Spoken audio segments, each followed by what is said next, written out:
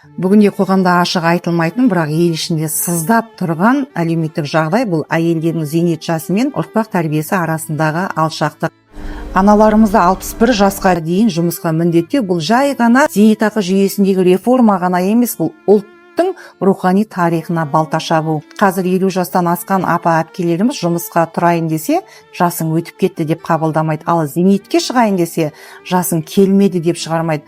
Бұл адам тағдырын шектейтін абсурд.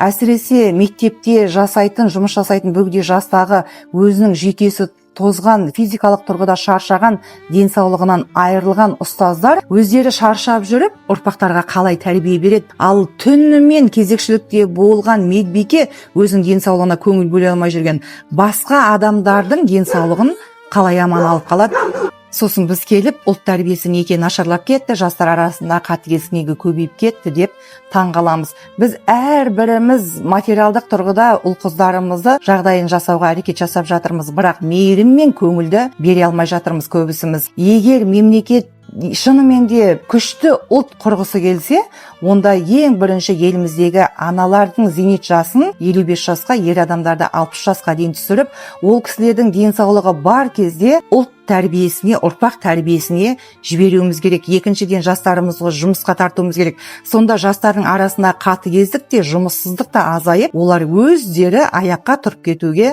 әрекет жасайтын еді. Біздің мемлекетті, экономиканы, тіпті ұлтты ұстап тұратын бөгде жастағы шаршаған қызметкерлер емес, елімізді, ұлтты ұстап тұратын білімді, саналы, сапалы, тәрбиелі, мейірімге толы ұрпақтарымыз.